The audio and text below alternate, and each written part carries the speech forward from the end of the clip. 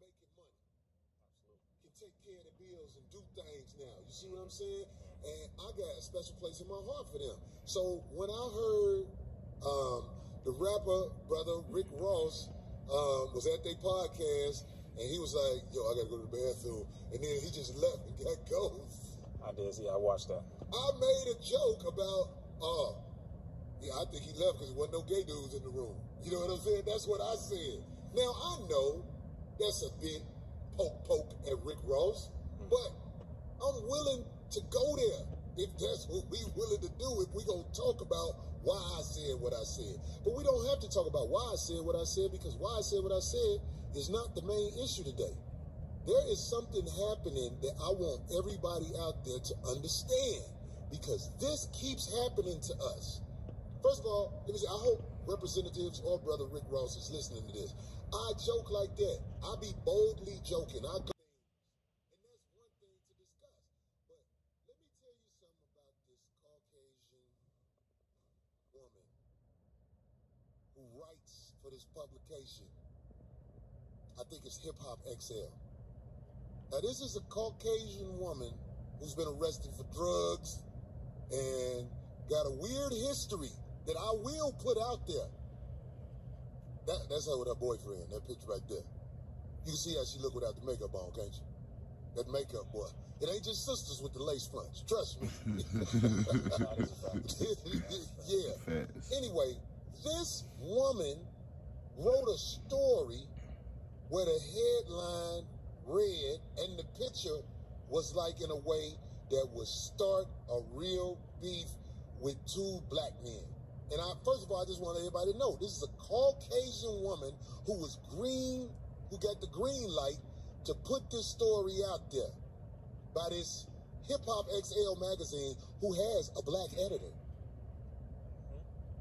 So the drama was okayed to be put out there in public by a black man in all likelihood.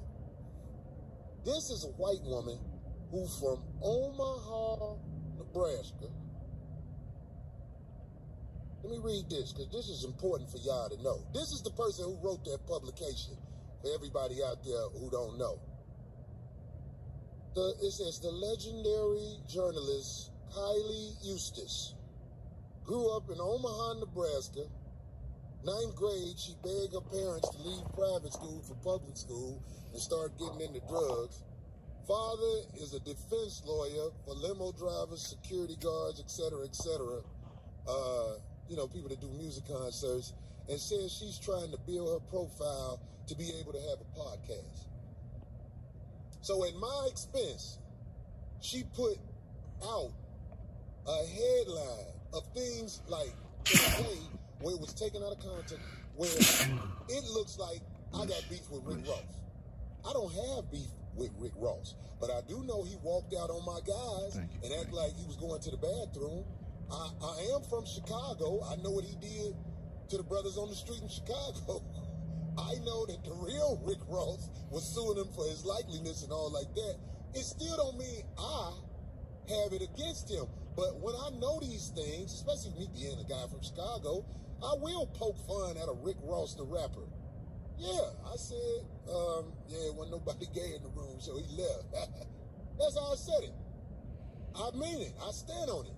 It's a joke, but if y'all want to take it further, as far as it go with why I would say that joke, we could do that, man. But I'm just saying, I want everybody to know, most of these beefs that start online, the white people have the power to put stuff online. When we put stuff online, it don't get the same runaway the white people get. Even though a lot of people know me.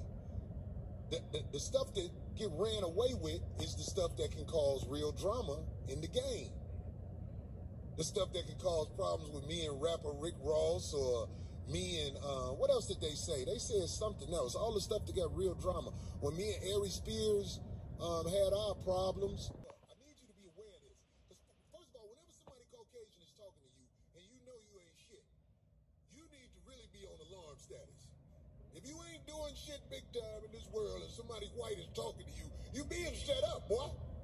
The fuck is they talking to you for? They don't talk to you otherwise. That's a good point.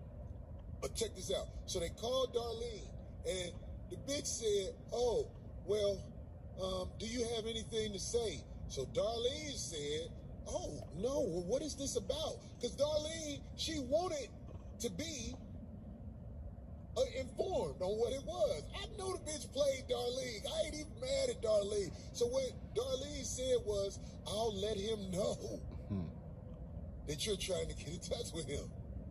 That gave her the green light because she could say she had a source.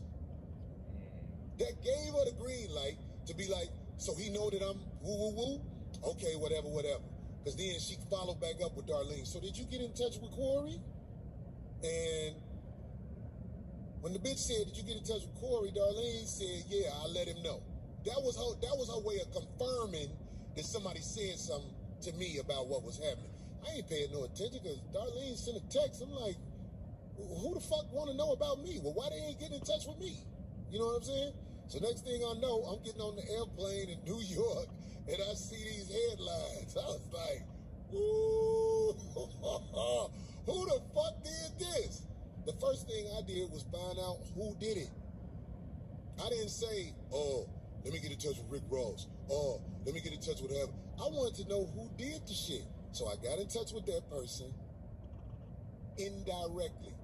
Because I'm really a mastermind. I just don't brag on it. I had Darlene call her while I was on the phone. And of course, she got on the phone. Oh, hi, Corey. This is a wacky sounding white bitch. Oh, look past what this white lady did because it might save some lives later on. Stop looking at these headlines that are all over Facebook, Instagram, all them places. They have the power to put that there to play with your feeble minds.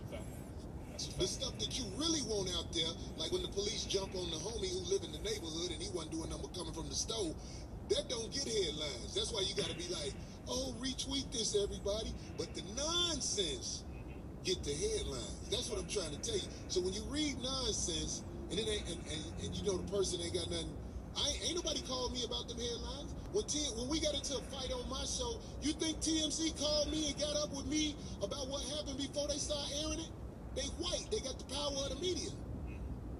You have no control over your Facebook like you think. And if you say something real, they will take your little Instagram off and you will be depressed for years. Because Eustace, I just want to make sure her name out there. That's who put that nonsense out there about me and Rick Ross. Of course, my people joking, well, Rick Ross system goons at you. Hey, man, look, man, I hope that don't happen, but I got something for all that.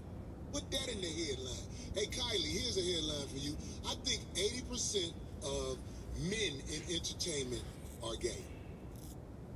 That's a headline for you. Run with that. That ain't got nothing to do with me and a black man. That got to do with entertainment. Put me on the spot like that. Don't put me on the spot against no black man, because I'm going to see through it. I'm going to see through it. I mean, I'm my own man. Ain't no motherfucker finna whoop my head. I don't know head up shit. If you get me just because you want to jump on somebody, whoever, I can't whoop 5, 6 niggas at one time, but I'm just saying. I said what I said, the nigga ain't gonna whoop my ass. They walked out the interview on them niggas. They gonna whoop my ass. I ain't that nigga to get beat up real easy. I done lost some, but I win most of them. Even the ties, I claim. Hey, first off, 5150 check in. Hey, now, off top, everybody, all of us know what Corey's saying.